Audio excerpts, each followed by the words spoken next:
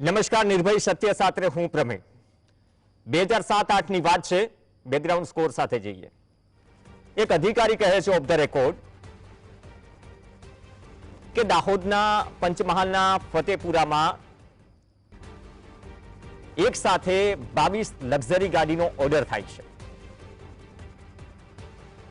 અને કંપનીનો ઓફિસર જ્યારે પૂછતો આવે છે કે વેર ઇઝ ફતેપુરા, ફતેપુરા છે ક્યાં, એ પણ અચરજમાં મુકાઈ જાય છે. એ સવાલ કરે છે કે શું ફતેપુરા કોઈ ઔદ્યોગિક એકમ ધરાવતો વિસ્તાર છે? 2025માં બેઠા છીએ, પણ 2007-8માં પંચમહાલ કે દાહોદ વિસ્તાર અને દાહોદમાં પણ આદિવાસી બેલ્ટ આપણે જાણીએ છીએ કે શું સ્થિતિ છે, વિકાસના કાર્યો કઈ રીતે થાય છે, થાય પણ છે અને જે પ્રાથમિક સુવિધાઓ નથી મળતી એ મુદ્દે આજે પણ ત્યાંના સ્થાનિકો મીડિયા માધ્યમથી સવાલ પણ કરે છે. આ તો 2007-8 ની વાત થઈ. પછી ઘણું બધું ખુલે છે, ઘણા બધા જેલમાં પણ જાય છે. તમે કહો છો કે 2025માં બેઠા છીએ તો 2007-8 ની વાત કેમ કરો છો? કેમ કે વાત એ જ વિસ્તારની છે અને એ વિસ્તારમાં MNREGA national employment guarantee scheme, rural employment guarantee scheme, ગ્રામ્ય વિસ્તારોમાં જે લોકો પાસે રોજગારી નથી એમને રોજગારી આપવાનું કામ કેન્દ્ર સરકારની આ યોજના કરે છે. અને આ યોજના એટલે ઘણા બધા કામો હોય છે, તેમાં કામો થતા હોય છે. પણ આજે જે ઘટસ્ફોટ થયો, આમ તો લાંબા સમયથી ચર્ચા હતી. મનરેગા કૌભાંડમાં ભાજપના મંત્રી બચુ ખાબડના પુત્રની ધરપકડ થાય છે. એક તત્કાલીન ટીડીઓની પણ ધરપકડ થાય છે. 21 થી 2025, 2021 થી 2025 વચ્ચે જે કંઈ પણ કામો છે 71 કરોડનો આ ખેલ છે અને 35 એજન્સીઓ વિરુદ્ધ ગુનો નોંધાયો હતો અને 35 એજન્સીઓ પૈકી એક એજન્સી બળવંત ખાબડની હતી. ટીડીઓ દર્શન પટેલ, તત્કાલીન ટીડીઓ, તેની પણ ધરપકડ થાય છે. એટલે ઘણા બધા સવાલો છે. જ્યારે આ સવાલ કે આ મુદ્દો ઉઠ્યો ત્યારે કાર્યક્રમમાં અમારા સહયોગી રફીક ધનીવાલાએ સવાલ પણ કર્યો હતો મંત્રી બચુ ખાબડને કે આ મુદ્દે આપનું શું કહેવું છે, તો કે અમારો વિષય નથી. પણ હવે વિષય બની ગયો છે. વિષય એટલા માટે બની ગયો છે, ઓફિશિયલ ધરપકડ થઈ ચૂકી છે. ખેલ માત્ર તળાવ રોડ રસ્તા પૂરતો છે. મુદ્દો એ છે કે જ્યાં કામ પૂરા નથી થયા બિલની ચૂકવણી કરી દેવામાં આવી. મુદ્દો એ છે કે 5-5, 7-7 વર્ષથી જે રોડ બનાવવાનું હોય કે કંઈ પણ બનાવવાનું હોય જેના માટે એજન્સી કામ કરે છે એ કામ જમીન પર નથી અને બિલની ચૂકવણી થઈ ગઈ. આ મુદ્દે સ્થાનિક કોંગ્રેસે પણ લડત ચલાવી અને લડત સાથે સાથે ઘણા બધા સવાલ પણ ઉઠ્યા, લોકો ઉપવાસ પર પણ બેઠા. તો હવે આ વસ્તુ બહાર આવી તો આ કોની છત્રછાયામાં થઈ રહ્યું છે અથવા થતું આવતું હતું? નકલી પીએમઓ અધિકારી, નકલી સરકારી ઓફિસ, આ બધું જ ઝડપાય છે કે જ્યાંથી સરકારી ગ્રાન્ટો ચૂકવાઈ જાય છે. સરકારી અધિકારી તો નકલી એટલા બધા ઝડપાય છે કે જ્યારે ઝડપાય ત્યારે ખબર આવે કે 5 કે 7 વર્ષમાં કેટલો ખેલ અને કેટલો સ્કેમ થઈ ગયો. તો આવું સામાન્ય બની ગયું છે આ બધી જ વસ્તુઓ. 2007-8માં જો એ પરિસ્થિતિ હોય તો 2025માં શું પરિસ્થિતિ હશે? સવાલ એ પણ છે કે દાહોદ કે પટ્ટામાં તમે જઈને પૂછો તો એમ કહે કે સાહેબ જે લોકો સસ્તા અનાજ અને કેરોસીનની દુકાન ચલાવતા હતા તે લોકો આટલા બધા કરોડના આસામી કઈ રીતે બની ગયા? આ ત્યાંની સામાન્ય પ્રજાના સવાલો છે સાહેબ, એની પણ તપાસ થવી જોઈએ. તો સવાલ ગંભીર છે અને સરકારની જે યોજના પ્રજાની સુખાકારી માટે છે, રોજગારી માટે છે, જેમાં એજન્સીઓ માલામાલ થતી હોય અને કામ પૂરા ન થયા હોય અને બિલની ચૂકવણીઓ થઈ જતી હોય તો પછી આ ખેલ માત્ર એક વિસ્તાર પૂરતો નથી. શું બાકી બધી જ જગ્યાએ ચાલી રહ્યું છે? નલ સે જલ યોજના, જીએસટીવીએ કેમ્પેઇન કર્યું હતું કે આપણે નલ સે જલ યોજનાઓના દાવાને ઢોલ તો વગાડીએ છીએ, પરંતુ ક્યાંક ચકલી છે તો ચકલીમાં પાણી નથી, ક્યાંક ચકલી જ ગાયબ છે, ક્યાંક ચકલી છે અને ચકલીમાં જ્યાં પાણી આવવાનું છે લાઈન નથી, મુખ્ય લાઈન નથી. અને આપણે કહી દઈએ કે આ વિસ્તારમાં વિકાસ થઈ ગયો, પહેલા તો કંઈ હતું નહીં. તો ખરેખર માત્ર 700 કરોડની આસપાસનો ખેલ છે, માત્ર 5 વર્ષની વાત છે કે પછી આ મુદ્દે ખરેખર તપાસ થવી જોઈએ? આપણી સાથે બે ખાસ મહેમાન જોડાશે. નીનામાભાઈ જોડાશે, જે દાહોદ જિલ્લા કોંગ્રેસના પ્રમુખ છે, અને જગદીશભાઈ મહેતા જોડાશે, જે વરિષ્ઠ પત્રકાર છે. બંનેનું સ્વાગત છે. નીનામાભાઈ, આપથી શરૂઆત કરીએ. આ માત્ર 71 કરોડ પૂરતી જ વાત છે કે કેમ કે 2021 થી 25 એવું તો કઈ રીતે બને? ત્યાં તમે ઉપવાસ પણ કર્યા, અનશન પર પણ બેઠા, આ બધી વસ્તુઓ સામે ફરજ પાડી કે નહીં આની તપાસ થવી જોઈએ, આ જનતાના ટેક્સના પૈસા છે. સાહેબ, આવું તો કઈ રીતે ચાલે કે કામ ન થયા હોય ને બિલની ચૂકવણી થઈ જાય? તત્કાલીન ટીડીઓ છે, મંત્રીના પુત્રો છે, 35 એજન્સી છે, નામજોગ ફરિયાદો છે, આ આખો ખેલ છે શું? નમસ્કાર સર. જી. આની અંદર લગભગ 2-3 મહિના પહેલા અમારા જે પ્રદેશ પ્રમુખ શક્તિસિંહ ગોહિલ સાહેબે સંસદમાં પ્રશ્ન ઉઠાવ્યો હતો. એ પછી અમિત ચાવડા સાહેબ જે વિરોધ પક્ષના નેતા છે એમને વિધાનસભામાં પ્રશ્ન ઉઠાવ્યો હતો. એ પછી અમે ધરણા પર કલેક્ટર ઓફિસની સામે બેઠા હતા. એ ધરણા પર બેઠા બાદ અમે ચીમકી આપી કે અમે આમરણ ઉપવાસ પર પણ ઉતરશું. ત્યારે એજન્સીઓ વિરુદ્ધ સાહેબ ફરિયાદ કરવામાં આવી, પણ એ એજન્સીઓ કઈ કઈ છે આ લોકોએ જાહેર નહોતી કરી. 2 દિવસ પહેલા અમે ડીડીઓ સાહેબને આવેદન પત્ર આપ્યું અને અમે ચોખ્ખું કીધું કે સાહેબ અમે આ મરણ પર ઉપવાસ પર ઉતરશું અને છેક સંસદ સુધી જઈશું, રોડથી માંડીને સંસદ સુધી જઈશું, તમે આના પર કાર્યવાહી કરો એવું કીધું. એટલે બળવંત ખાબડ અને કિરણ ખાબડ જે 15 વર્ષથી પંચાયત મંત્રી બચ્ચુભાઈ ખાબડના પુત્ર છે સાહેબ, એમની એજન્સીઓમાં સેંકડો કરોડ રૂપિયા નાખવામાં આવ્યા અને તોય છતાં એમના એજન્સીઓ પર ફરિયાદ થઈ હોવા છતાં પણ આ લોકો વટથી ફરતા હતા. પરંતુ આ 2 દિવસ પહેલા અમે અમને ચીમકી આપી અને અમારા નરેન્દ્ર મોદી સાહેબ અહીંયા 26 તારીખે આવવાના છે તો અમે એમનો ઘેરાવ કરશું, કાળા વાવટા બતાવશું એવું કીધું. એટલે અમને કાલે બળવંત ખાબડને એરેસ્ટ કર્યો છે. હજુ બચ્ચુ ખાબડના છોકરા કિરણ ખાબડને એરેસ્ટ કર્યો નથી. અને એ સિવાય સાહેબ અમે કહીએ કે આ તો છેલ્લા 2-3 વર્ષનું ખોલ્યું છે આ લોકોએ. 15 વર્ષથી બચ્ચુભાઈ ખાબડ પંચાયત મંત્રી છે રાજ્ય કક્ષાના, એમની સાથે પંચાયતનું ખાતું છે સાહેબ. અહીંયા ગરીબો એમને ચોમાસું પાક મળે પણ શિયાળુ પાક ના મળે, એટલે એ લોકો એમના છોકરાને ભણાવવા માટે, એમનું ઘર સંસાર ચલાવવા માટે 50,000 60,000 ની લોન લેતા હોય અને દર મહિને 500 રૂપિયા 1000 રૂપિયાના હપ્તા ભરવા માટે આમ તેમ ફાફા મારતા હોય. બરોડા, સુરત, અમદાવાદ, બોમ્બે બધે કાળી મજૂરી કરવા જતા હોય છે અને આ લોકો એમ તેમ ત્યાં કમાઈ લાવીને હપ્તા ભરતા હોય અને આ સરકારના માણસો, સરકારના મળતિયાઓ અને એમના છોકરાની એજન્સીઓ તો એમના છોકરાના નામ પર જ છે ખાલી સાહેબ. પરંતુ બચ્ચુભાઈ ખાબડ એ છેલ્લા 15 વર્ષથી આ પંચાયત મંત્રીએ લોકોના નરેગાના પૈસા ચાવ કરી નાખ્યા સાહેબ. અમે સ્થળ પર પણ ગયા હતા. અમારા ચાવડા સાહેબે અને શક્તિસિંહ ગોહિલ સાહેબે કમિટીની રચના કરી હતી તો કોઈ ખેતરમાં કોઈ લેવલિંગ નહોતું, કોઈ ચેક ડેમ નહોતા, કશું જ ત્યાં કામ કરેલું નહોતું. બારોબાર પૈસા ઉપાડી લેવામાં આવ્યા હતા સાહેબ. આ કેટલા ચેક ડેમ છે? આવા કેટલા ચેક ડેમ છે? આવા સાહેબ સેંકડો ચેક ડેમ હશે, સેંકડો ચેક ડેમ. બીજું કે સાહેબ અમે લોકોએ વાત કરી કે સાહેબ તમે તપાસ કરો છો, પરંતુ તમે હમણાં જેમ વાત કરી એમ કે આગળ ટ્રાયબલ ની અંદર સેંકડો કરોડ રૂપિયા ઉપડી ગયા અને એ લોકો સામાન્ય કર્મચારીઓને સાહેબ ફરિયાદ કરીને એમને જેલમાં નાખ્યા અને પછી જામીન પર છૂટી પણ ગયા. એની સાથે સાથે જમીન કૌભાંડ થયું નકલી, એને દાહોદ ની અંદર 4,000 કરોડ રૂપિયાનું પ્રીમિયમ આ લોકોએ છુપાયું, 4,000 કરોડનું પ્રીમિયમ છુપાયું. અને સરકારી જમીનોમાં દુકાનો બની ગઈ સાહેબ, સરકારી જમીનમાં દુકાનો બની ગઈ અને એ લોકો બી સાહેબ પ્રીમિયમ સરકારે વસૂલ કર્યા વગર એ લોકોને બધાને જામીન આપી દીધી. એટલે આ કઈ રીતે આપી દીધી એક જોવાનો વિષય સાહેબ. આટલું 4,000 કરોડ સરકારે વસૂલ્યા નહીં ને એમને છોડી મૂકવામાં આવ્યા, એટલે એક પણ જોવાનો વિષય છે. એટલે આ સાહેબ 71 કરોડનું નહીં, 100 કરોડનું નહીં, પરંતુ પંચાયત મંત્રી બચ્ચુભાઈ ખાબડ છેલ્લા 15 વર્ષથી પંચાયત મંત્રી છે અને ધાનપુર અને દેવગઢ બારિયાની અંદર સાહેબ તપાસ કરવામાં આવે તો આ 1500 કરોડ રૂપિયાથી બી વધારનો ભ્રષ્ટાચાર હશે એવું હું માનું છું. એટલે આ એજન્સીઓ બચ્ચુ ખાબડની છે, બચ્ચુ ખાબડના છોકરાનું ખાલી નામ છે.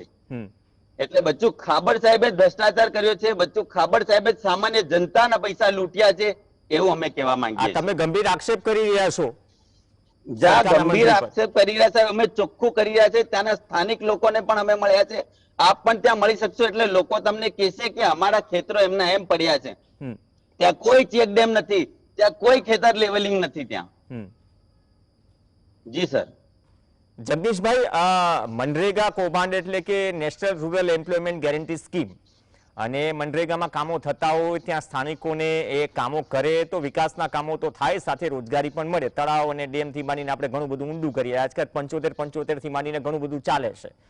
પણ જો હર્ષદ નીનામા એમ કહી રહ્યા હોય કે સાહેબ તો 15 વર્ષમાં તો ખેલ બહુ મોટો છે, કામ નથી થયા અને બિલની ચૂકવણી કરી દેવામાં આવી છે. જ્યાં આપણે તળાવની વાત છે ત્યાં તળાવ છે જ નહીં, તો ડ્રોનના જમાનામાં આ બધી વસ્તુઓ આટલા વર્ષોથી ચાલતી હોય તો શું ધ્યાનમાં ન આવી શકે? કેમ કે આ મુદ્દો ગંભીર છે. પ્રવીણભાઈ, ત્યાંથી વાત શરૂ થાય.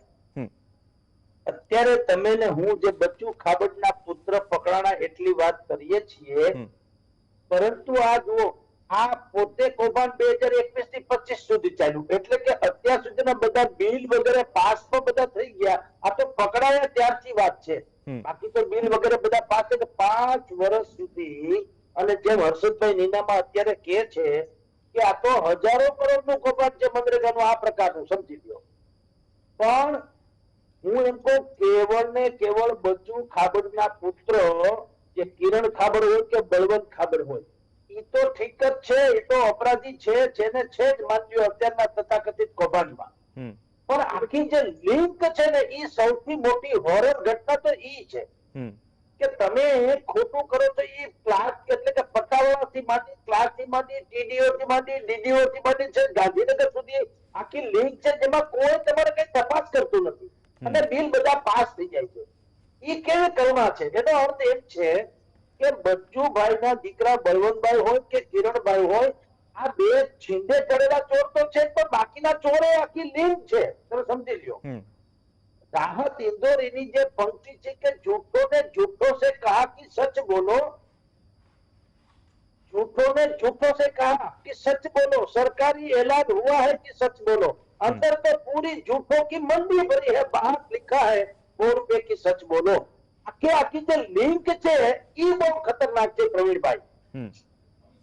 અત્યારે જે પકડાણું એ તમારી, એનો ખરેખર શ્રેય જો જાય, હર્ષદભાઈએ પણ આંદોલન કર્યું હશે, કોંગ્રેસ પ્રમુખ છે દાહોદના, એને શ્રેય ઠીક જ છે, આપીએ છીએ, પણ મેં તમને કહું, શ્રેય જાય છે આ પંથકમાં કુવા નામનું જે ગામ છે ત્યાંના પર્વતભાઈ નાયકા નામનો એક ખેડૂત છે, પર્વતભાઈ નાયકા, અને બીજું ગામ છે રેઢાણા.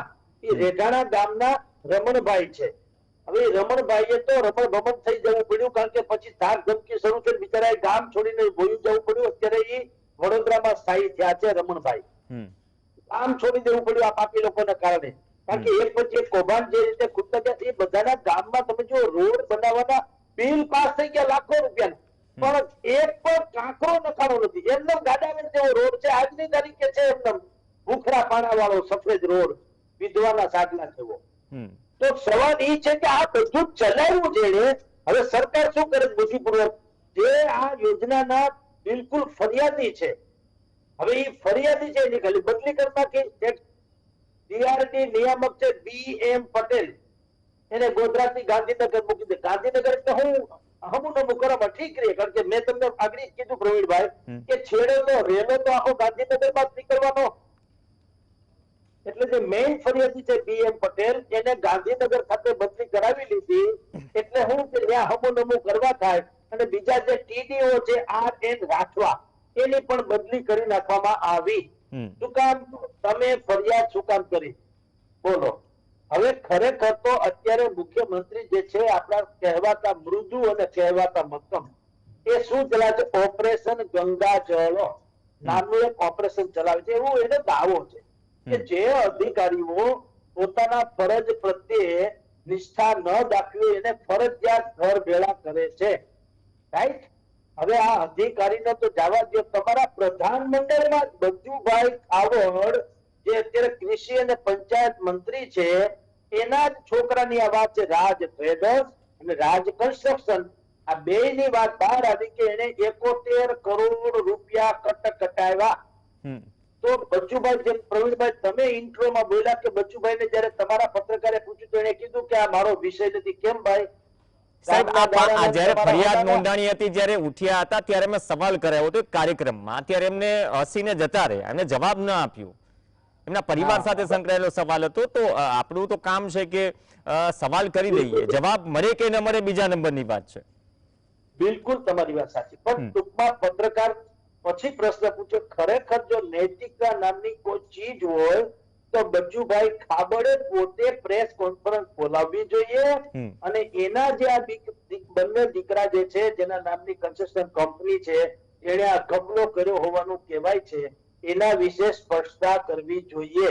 અને એ જ્યાં સુધી આ આખા કૌભાંડની તપાસ ન થઈ જાય ત્યાં સુધી બચ્ચુભાઈએ સ્વૈચ્છિક રીતે રાજીનામું આપવું જોઈએ. અમિત ચાવડા કે કોંગ્રેસ કે વિપક્ષે કે શું નીતિ નિયમ કે નૈતિકતા નામની કોઈ ચીજ છે કે નહીં? હવે હકીકતે ઓન રેકોર્ડ સાબિત તો એટલે ઓન રેકોર્ડ આવી તો ગયું છે ગફલો આખો, તો કમસે કમ તમે એવું તો ક્યાંક એક જાતનો દ્રષ્ટાંત બેસાડો કે ભાઈ મારા છોકરા અત્યારે આમાં કહેવાતા આરોપી છે. હવે હું જો મંત્રી હોઉં તો શંકા જાય લોકોને કે હું તપાસમાં ક્યાંક રોડા નાખી શકું. એટલે કમસે કમ આ તપાસ પૂરી ન થાય ત્યાં સુધી હું મંત્રી પદ ત્યાગું છું. આટલી નૈતિકતા બતાવે તોય થોડીક આપણે એમ લાગે કે ગંગ નાયા ને ગોમતી તેર્યા. પણ હસીને તમે જેમ કહો છો હસીને નીકળી જવું, ઉડાવ જવાબ આપવા. એક જગ્યાએ પણ એમ કીધું કે ભાઈ આ રોડ રસ્તાના કામ છે, ચોમાસું છે તો ધોવાઈ ગયા હોય. ના ભલા માણસ, તમે તો હદ કરી. ચોમાસું છે તો એવું કયું ચોમાસું અડરાધાર આપણે ત્યાં વરસી ગયું કે રોડ માંથી તમને ડાબર તો દવાઈ ના મળે? ઓકે, તમે કલ્પના તો કરો, જવાબે કેટલી ખતરનાક રીતે આપી રહ્યા છે. એટલે જેમાં ભાઈ આપણા હર્ષ સંઘવીજી કે છે ચમરબંધીને નહીં છોડાયો, તો હું તમને કહું કે આ બચ્ચુભાઈ ખાબડ જેને ચમરબંધી ગણાય કે કેમ, હા કે ના? અને જો ચમરબંધી ગણાતા હોય તો એના દીકરા ચમરબંધીની વ્યાખ્યામાં જ આવે કાઢો વરઘોડા. તમને તો વરઘોડા કાઢવાની ટેવ છે તો કાઢો વરઘોડા, એટલે ખબર પડે ગામને કે ભાઈ તમે ચમરબંધીને છોડતા નથી. પણ અત્યારે જે ઘટનાક્રમ બને છે એમ લાગે છે કે ચમરબંધીને છોડતા નથી એટલે અમે પકડી રાખીએ છીએ, એને કઈ ના થવા દઈએ. કોઈ હાલ્યા માંડ્યા હોય તો વરઘોડા કાઢીએ. એટલે આ બધા જ તથાકથિત ભ્રષ્ટાચાર જે છે જનતાને ઉઘાડી આંખે જોવાનું છે. આનો કોઈ ઉકેલ નથી, કારણ કે શરમ નામની ચીજ નથી રહી ભાઈ. નૈતિકતા અને શરમ એ જે હોવી જોઈએ એ પણ બચી નથી. હવે કાનૂની લીફાફોથી થશે અને આલિયા માલ્યાને ફિટ કરાવી કવિ છૂટી જશે. જી હર્ષદભાઈ, એક અધિકારી સાથે વાત કરી રહ્યો હતો ઓફ ધ રેકોર્ડ. તો અધિકારી એના અનુભવથી કહે છે કે 2007-8માં તો છે ને એક સાથે 22 કોઈ લક્ઝરી ગાડી, બહુ બ્રાન્ડેડ ગાડી, બ્રાન્ડનું નામ તો દેવું નથી ને તો પ્રમોશન થઈ જાય, એક આરે ફતેપુરમાં 22 ગાડીઓનો ઓર્ડર થાય છે. તો એ કંપનીનો આવે છે કર્મચારી કે પૂછે છે કે ફતેપુરા ક્યાં હશે? 2007-8ની વાત કરી રહ્યું છું હર્ષદભાઈ. હવે એ પૂછે છે કે એકારે 20-22 ગાડીઓ, તો પછી આ શું કોઈ ઇન્ડસ્ટ્રીયલ એરિયા છે? હવે આનો મતલબ એ અધિકારીનું કેવું એવું હતું ઇનડાયરેક્ટલી કે ભાઈ આ તો બહુ જૂનું છે, ઘણા લોકો છે આમાં. શું ખરેખર એ વિસ્તારમાં એ પ્રકારની પરિસ્થિતિ છે કે અંતરિયાળ સુધી શું કહેવાય કે મીડિયાની નજર પણ નથી પહોંચતી, સરકારની નજર પણ નથી પહોંચતી? હર્ષદભાઈ, આની અંદર તમે જ સાહેબ વાત કરી હમણાં કે બચ્ચુભાઈ ખાબડ સાહેબ અમુક સમય પહેલા કેરોસીન નો ધંધો કરતા હતા. હું નથી કહી રહ્યો સાહેબ, હું નથી કહી રહ્યો, પણ વાત કરી. આ દેશમાં કોઈ મંત્રી હોય કે નેતા હોય, હર્ષદભાઈ, આ દેશમાં મંત્રી હોય કે નેતા હોય, પણ જો દાહોદમાં ચર્ચા હોય કે કોઈ વ્યક્તિ સસ્તા અનાજની દુકાન કે કેરોસીનની દુકાન ચલાવતા હોય તો આટલા આસામી કઈ રીતે બની જાય? એ સામાન્ય જનતાનો પ્રશ્ન છે. સસ્તા અનાજની દુકાન ચલાવતા હતા, હમણાં સેંકડો કરોડ રૂપિયા ભેગા કરી લીધા. તમે કીધું ત્યારે કન્ફર્મ થયું કે ચલાવતા હતા. બીજું સાથે સાથે સાહેબ કે આ લોકોએ સામાન્ય 2-3 કર્મચારી જે કોન્ટ્રાક્ટ બેઝ પર છે એમને એરેસ્ટ કર્યા, સામાન્ય કોન્ટ્રાક્ટ. પણ એની સાથે જે ડીઆરડી ના ચેરમેન છે, આ સેંકડો કરોડ રૂપિયા જો એક તાલુકામાં જતા હોય તો ડીઆરડી ના ચેરમેન ને કેમ નહીં પૂછપરછ કરવામાં આવે, એમને એરેસ્ટ કરવામાં કેમ નહીં આવે? ડીડીઓ સાહેબ પણ જવાબદાર છે કે નહીં? ડિસ્ટ્રિક્ટ ડેવલપમેન્ટ ઓફિસર જે વહીવટી આપે છે એ પણ સંપૂર્ણ જવાબદાર છે. બીજા ટીડીઓ, એન્જિનિયરો, તલાટીશ્રીઓ આ પણ સાથે સાથે સાહેબ જવાબદાર છે. એટલે આ લોકોને પણ એરેસ્ટ કરવામાં આવે, ખાલી ખાના પૂર્તિ કરી અને પાછળથી ભીનું સંકેલી ના લે ભારતીય જનતા પાર્ટીની સરકાર, એવું અમે કહેવા માંગીએ છીએ. અને આ સેંકડો કરોડ અમે ડીડીઓ સાહેબને મળ્યા તેમ કે હર્ષદભાઈ તમે 10-15 ગામ કે 5-10 ગામનું જે તમને ખ્યાલ પડ્યું હોય એટલે અમને આપો તો અમે એમાં તપાસ કરીએ. મેં કીધું સાહેબ 722 ગામ છે દાહોદ જિલ્લાની અંદર, તમે એક ટીમની રચના કરો અને છેલ્લા 15 વર્ષની અંદર કેટલો ભ્રષ્ટાચાર થયો તમે એક સમિતિ બનાવીને એની અંદર તમે દેખો તો મેં કીધું હજારો કરોડનો ભ્રષ્ટાચાર અંદર આવશે. એવું અમે ડીડીઓ સાહેબને કાલે પરમ દિવસ વાત કરી હતી. અને સાહેબ અહીંયા ડીવાયએસપી કક્ષાના સાહેબ છે, તપાસ કરી રહ્યા છે. તો ડીવાયએસપી કક્ષાના સાહેબ મંત્રી પુત્રને એરેસ્ટ કરી શકશે કે કેમ એ પણ એક જોવાનો વિષય છે. એટલે તમે એક સારી ટીમ બનાવો, નહીં તો સીટની રચના કરાવડાવો, એ એમને તપાસ કરશે અને એમને સજા થવી જોઈએ સાહેબ. અને સજા થવાની સાથે સાથે જે સેંકડો કરોડ રૂપિયા ગરીબોના પરસેવાના પૈસા આ લોકોએ લૂંટ્યા છે એ સરકાર પાછી ક્યારે માંગશે? અને આ પૈસાથી આ લોકોએ જે સંપત્તિ ભેગી કરી છે આ સંપત્તિ પર સરકાર સીલ મારશે કે નહીં? સરકાર એમના સંપત્તિ પર બુલડોઝર ફેરવશે કે નહીં? એ એક પણ જોવાની વસ્તુ છે સાહેબ. Okay, closing comment. પંચાયત મંત્રીએ સાથે સાથે સાહેબ રાજીનામું પણ આપવું જોઈએ. પંચાયત મંત્રી બનીને બેઠા છે તો તપાસ એમના અધિકારીઓ કઈ રીતે કરી શકશે? એટલે પંચાયત મંત્રીએ રાજીનામું આપવું જોઈએ અને રાજીનામું નહીં આપે તો ભારતીય જનતા પાર્ટીની સરકાર છેલ્લા 30 વર્ષથી ગુજરાત રાજ્યમાં છે તો એમને રાજીનામું તરત લઈ લેવું જોઈએ અને આ ગરીબોના પૈસા વસૂલ કરીને ગરીબોના ખાતામાં પાછા નંખાવા જોઈએ સાહેબ. ચલિए, અત્યારે તો 71 કરોડની વાત આવી છે, પરંતુ જે તમે કહી રહ્યા છો કે ગંભીર જે આક્ષેપ કરી રહ્યા છો કે 15 વર્ષમાં આ તો ઘણું બધું લાંબુ પહોંચે છે, તો ખરેખર જો આ સ્થિતિ હોય તો તપાસ થવી જોઈએ. દૂધ પાણીનું પાણી થઈ જાય. ચૂંટણી વખતે 500 5 હજાર ને 1 ના કવરો ઘરે મોકલવામાં આવે છે ને એ રીતે ચૂંટણી જીતવામાં આવે છે. આવા પૈસા ક્યાંથી આવે? ઘરે ઘરે દારૂ પહોંચાડવામાં આવે છે તો આવા પૈસા ક્યાંથી લાવે? આ જનતાના પૈસા લૂંટેલા છે એ જ પાછા જનતાને રિટર્ન કરે છે. બિચારી જનતાને દારૂ પીવડાવવા બી આ લોકોએ ટેવડાયા છે. ચૂંટણી વખતે દારૂ ઘરે ઘરે પહોંચાડી સાહેબ. નલથી જલનું ભ્રષ્ટાચાર એટલો મોટો છે ગુજરાતમાં, કોઈ ગામમાં નલથી જલનું પાણી આવતું નથી. ટ્રાઇબલના સાહેબ હજારો કરોડ રૂપિયા ઉપડી ગયા ને એ પેલા અધિકારીઓ છૂટી ગયા.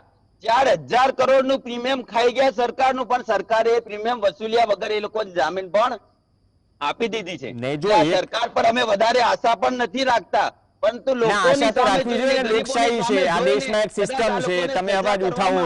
અને પૈસા વસૂલવામાં આવે પાછા તો અમે માનશું કે સરકારે કંઈક વ્યવસ્થિત કામ કર્યું છે. ઓકે, બહુ સારી વાત કરી. થોડો સમયનો અભાવ છે, પણ જેમ જગદીશભાઈએ કહ્યું કે નૈતિકતા, એ નૈતિકતા હોવી જોઈએ ને નૈતિકતાના હિસાબથી કદાચ ખુલ્લા મને તપાસ થવી જોઈએ. ને જો મનરેગાથી લઈને નલ સે જલથી લઈને તમે જે દાહોદ જિલ્લાના તમામ ગામો ગણાવ્યા, માત્ર 5 વર્ષની આ સ્થિતિ હોય તો પછી બાકી બધું જૂનું પણ ફંફોડવામાં આવે અને ખરેખર આ જો પ્રજાનો અવાજ હોય અથવા તો જે સામાન્ય જનતાના વિકાસના કામોમાં આટલો મોટો ભ્રષ્ટાચાર થયો હોય તો આ ગંભીર બાબત છે અને સરકાર આ વાત તો ચૂકી ન શકે, કેમ કે સરકાર પણ ઈચ્છે છે કે તેમના રાજ્યમાં જનતાનો વિકાસ થાય, લોકોની સમૃદ્ધિ વધે તો ટેક્સ વધારે આવે, મતલબ કે ટેક્સ જનતા ભરે અને ટેક્સના પૈસાથી ફરી વિકાસ કરે.